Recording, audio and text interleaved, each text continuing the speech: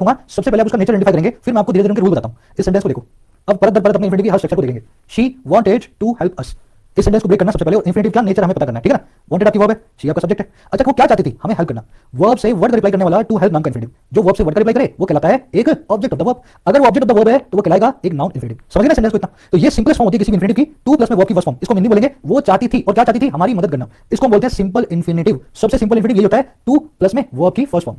अब देखो थोड़ा और आगे बढ़ते हैं, थोड़ा और एडवांस लेवल लेते हैं। ध्यान से देखना, she is to help us, इसका मीनिंग मैं बाद में बताऊंगा, पहले सेंटेंस को ब्रेक करते हैं। ध्यान से देखना, इस यहां पे लिंकिंग वर्ब है, शी आपका सब्जेक्ट है, टू हेल्प यहां पे सब्जेक्ट कॉम्प्लीमेंट है। समझ गया, लिंकिंग वर्ब सब्जेक्ट और सब्जेक्ट कॉम्प्लीमेंट को आपस में मिलाती है, तो टू हेल्प यहां पे सब्जेक्ट कॉम्प्लीमेंट हो गया। हेल्प किसी करनी थी, हमारी करनी थी। जो इंफिनिटिव से वर्ड का रिप्लाई कर दे वो इंफिनिटिव का भी ऑब्जेक्ट बन जाता है, अस बन गया इस टू हेल्प नाम के इंफिनिटिव का ऑब्जेक्ट। यहां पे ये इंफिनिटिव काम कर रहा है सब्जेक्ट कॉम्प्लीमेंट का, जो कि करते हैं नाउन एडजेक्टिव। इस केस में मैं इसको बोलूंगा नाउन इंफिनिटिव, ठीक है ना। She is to help us, इस केस में ये बन गया नाउन इंफिनिटिव। अगर इस सेंटेंस को समझना है, इसका मीनिंग होता है वो करने वाली है हमारी मदद, वो करने वाली है हमारी मदद। अगर इज है तो करने वाली है, अगर वॉज है तो करने वाली थी हमारी मदद। समझ गए ना, सेंटेंस का मीनिंग ये होता है। इसको भी सिंपल इंफिनिटिव बोलते हैं, लेकिन एज द सब्जेक्ट कॉम्प्लीमेंट। यहां पे वर्ब ऑब्जेक्ट नहीं है बल्कि सब्जेक्ट कॉम्प्लीमेंट है। अब देखो यहां पे सेंटेंस को अगर आपको समझना हो, अगर इस तरह के सेंटेंस को समझना हो तो आप हमेशा इज के बाद में गोइंग को लिख दें, सेंटेंस को फिर पढ़ें। She is going to help us, समझ रहे हो। जब भी वर्ब के बाद में इंफिनिटिव पढ़ाओ बीच में गोइंग फंसा दें और आपका मीनिंग बिल्कुल निकल जाएगा। She is going to help us, वो हमारी मदद करने वाली है। अब थोड़ा ध्यान से देखने वाली चीज है, क्योंकि आपको नया कॉन्सेप्ट बता रहा हूं आपको, कब ये फॉर्मूला गोइंग वाला नहीं लगेगा। इस सेंटेंस को देखो, the most important thing is to learn, सबसे जरूरी चीज है नया सीखना, है ना। लर्न करना, कुछ भी सीखना सबसे इंपोर्टेंट थिंग है। इज आपकी वर्ब है, सब्जेक्ट मोस्ट इंपोर्टेंट थिंग, और subject complement to learn.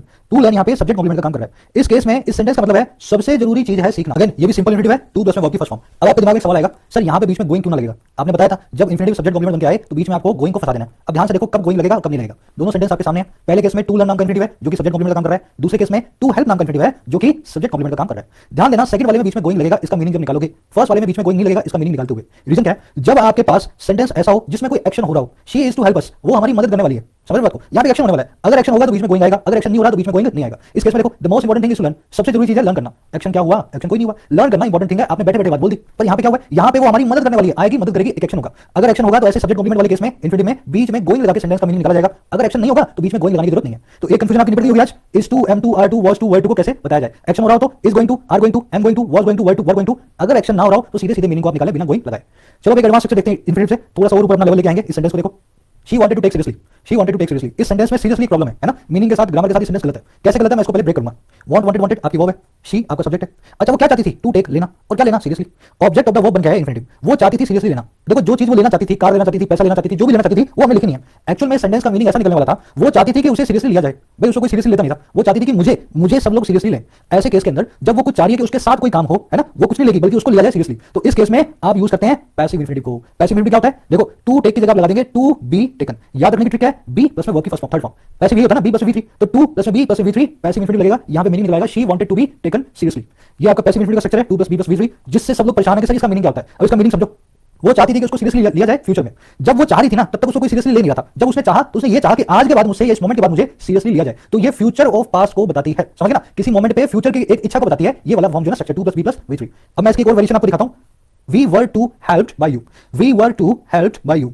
We आपका सब्जेक्ट, वर्ब आपकी वर्ब, टू हेल्प यहां पे इंफिनिटिव है, टू प्लस में v3 लगी हुई है। ध्यान देना v1 नहीं है v3 है ना, बेड नहीं है, टू प्लस में v3 लगा हुआ है। सेंटेंस में इसको हमने बनाया object of the verb, we were to help by you. Actually subject complement है ना, ये ऑब्जेक्ट नहीं है सब्जेक्ट कॉम्प्लीमेंट है, इसको सही कर लेना।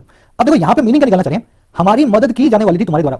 We were to helped by you, हमारी मदद तुम्हारे द्वारा की जाने वाली थी। तुमने की नहीं या किया मुझे नहीं पता, लेकिन हमारी मदद तुम्हारे द्वारा की जाने वाली थी पास्ट में।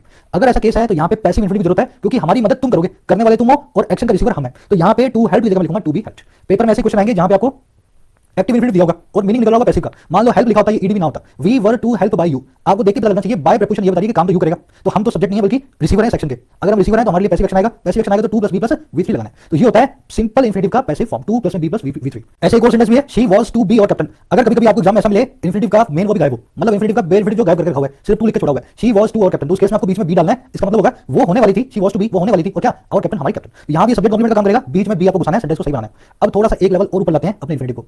She claimed to help us. आप बोलोगे सर टू प्लस v3 लगी हुई इंफिनिटिव कैसे है, पर मेरी दिक्कत यह है कि उसने दावा किया था हमारी मदद करने का, उसने दावा किया था हमारी मदद कर चुकने का, समझ ना, उसने बोला कि मैं तुम्हारी मदद कर चुकी हूं। जब ये काम हो चुका है तो मुझे v3 यूज करनी पड़ रही है, पर ये इंफिनिटिव गलत है, इसको ब्रेक करता हूं, इसको सही करना आपने को, है ना। देखो क्लेम यहां पे मेन वर्ब है, शी आपका सब्जेक्ट है, टू हेल्प यहां पे इस क्लेम वर्ब का ऑब्जेक्ट है, तो ये बन गया ऑब्जेक्ट ऑफ द वर्ब। दिक्कत ये है कि कहना चाह रहा है कि उसने दावा किया हमारी मदद कर चुकने का, उसने बोला भाई मैं तुम्हारी मदद कर चुकी, अब मैं और नहीं करूंगी, मैं तुम्हारी मदद कर चुकी। दिक्कत ये है कि यहां पे इंफिनिटिव गलत है, पास में यूज करना, लेकिन टू के बाद में v3 आ नहीं सकती। तो क्या करें, ऐसे केस में हम यूज करेंगे परफेक्ट इंफिनिटिव को, जिसमें हम टू प्लस में हैव प्लस में v3 को यूज करते हैं, समझ ना, टू प्लस में हैव प्लस में v3 को यूज करते हैं। यहां पे v3 कर लेना, टू प्लस हैव प्लस में v3। ध्यान देना यहां पे टू के बाद में हैव आ रहा है, हमेशा हैव ही आएगा, हैव बेन इंफिनिटिव होता है, तो टू के बाद में इंफिनिटिव तो आ ही रहा है, लेकिन इसको परफेक्ट बनाने के लिए इसके बाद में हमने V3 लिखी हुई है। तो जब भी किसी काम के पास में होने का इंफिनिटिव चाहिए आपको, तो टू प्लस में हैव प्लस में V3 को यूज करेंगे। एक और सेंटेंस देखो थोड़ा और ऊपर लेवल का, शी सीम्स टू स्टडिंग, ऐसा लग रहा है वो पढ़ रही है, शी सीम्स वो दिखाई देती है स्टडी करती हुई। आप बोलोगे सर टू के बाद में वर्ब की एनजी फॉर्म कैसे आ गई, पर मेरी दिक्कत ये है कि वो स्टडी कर रही है, ऐसा लग रहा है कि वो अभी स्टडी कर रही है, सामने बैठी है मेरे, मुझे लग रहा है स्टडी कर रही है, तो मेरी दिक्कत ये है कि मुझे वर्ब की एनजी फॉर्म को यूज करना है। अगर ऐसा है तो मैं इसको ब्रेक करता हूं और इसके एरर को सही करता हूं। सीम्स मेरी वर्ब, शी मेरा सब्जेक्ट, टू स्टडिंग यहां पे गलत इंफिनिटिव है, लेकिन सीम वर्ब के बाद में आके सब्जेक्ट कॉम्प्लीमेंट का काम कर रहा है। सी में रिमेन है, कीप है, ये सबके सब लिंक वर्ब्स होती हैं, सब्जेक्ट कॉम्प्लीमेंट लेती हैं अपने बाद में, ठीक है ना। अब यहां पे दिक्कत ये है, इसको कैसे सही किया जाए, वे दिखाई देती है पढ़ती हुई। अगर इसको आपको सही करना है ना, तो आपको क्या करना है, यहां पे स्टडिंग को पढ़ा रहने दो, बीच में लगा दो बी।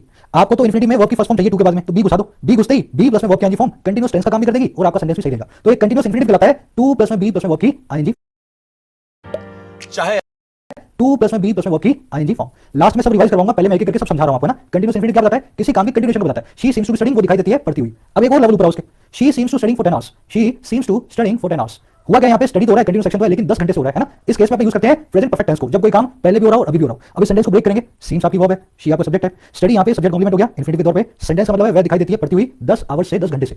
देखो यहाँ पे आपको यूज करना है परफेक्ट कंटीन्यूअस इंफिनिटिव को। वो कैसे बनेगा, देखो पिछले वाले आपने बी घुसाया था बीच में, वो था प्रेजेंट कंटीन्यूअस है ना, कंटीन्यूअस टेंस वाला। यहाँ पे आप लगाओगे बीच में have been. Present perfect continuous tense कैसे बनता है, have plus been plus verb की एनजी फॉर्म। समझ रहे हो बात को, तो जैसे आप टेंस बनाते थे वैसे ही आप इंफिनिटिव को बना सकते हो। टू के बाद में हैव नाम का इंफिनिटिव लगाया और बाद में बीन प्लस वर्ब की एनजी फॉर्म लगाई, परफेक्ट कंटीन्यूअस टेंस में इसको आपने लिख दिया। तो टू प्लस में have plus been plus verb की एनजी फॉर्म कहलाती है परफेक्ट कंटीन्यूअस इंफिनिटिव। एक और सेंटेंस देखो, इसका हिंदी मैंने पहले लिखा हुआ रहेगा है ना, the crime seems to committed for money. Crime दिखाई देता है मनी के लिए कमिट होता हुआ, लगता है ऐसा देख के कि क्राइम जो है, अपराध जो है पैसे के लिए हुआ है। सेंटेंस में दिक्कत क्या है अभी देख लेते हैं। क्राइम आपका सब्जेक्ट, सीम्स आपकी वर्ब, टू कमिटेड इस वर्ब का सब्जेक्ट कॉम्प्लीमेंट, ठीक है ना। दिक्कत ये है कि क्राइम हुआ दिखाई देता है, क्राइम नहीं कुछ कर रहा, क्राइम नहीं कुछ कर रहा, क्राइम कमिट करा हुआ दिखाई देता है। यहाँ पे जो इंफिनिटिव चाहिए वो पैसिव में चाहिए, तो आप पैसिव बनाने के लिए यहाँ पे क्या लगाएंगे, यहाँ लगाएंगे हैव बीन। वहां पे पिछले वाले में हैव बीन प्लस वर्ब की एनजी फॉर्म, इस वाले में हैव बीन प्लस में वर्ब की थर्ड फॉर्म। पैसिव वैसे बनता है ना, अगर आपको परफेक्ट टेंस का पैसिव बनाना हो तो आप have plus been plus verb की थर्ड फॉर्म लगाते हैं, तो यहाँ भी आप इसी को लगाएंगे। लेकिन एक चीज को ध्यान रखना, यहाँ पे आप बीच में बी भी लगा सकते हो। The crime seems to be committed for money, ऐसा भी हो सकता है। दोनों सही है, एक परफेक्ट टेंस में एक पास्ट टेंस में। आप प्रेफर करेंगे परफेक्ट वाले को अगर कोई एडवर्ब ऑफ पास्ट नहीं दी हुई। ये क्राइम ऐसा कब सीन किया, अगर यहाँ पे कोई एडवर्ब ऑफ टाइम होती है ना पास्ट की, तो आप इसको यूज करते हैं। अगर कोई एडवर्ब ऑफ पास्ट नहीं दी हुई तो आप हैव बीन को यूज करेंगे। तो देखो ये थी 10 स्ट्रक्चर्स, सारी की सारी इंफिनिटिव बनने वाली। मैं काम करता हूँ ये शुरू में सबके सब 10 स्ट्रक्चर्स जो आपके सामने ना, इनको एक साथ लेकर आपको इनका ट्रांसलेशन करके दिखाता हूँ।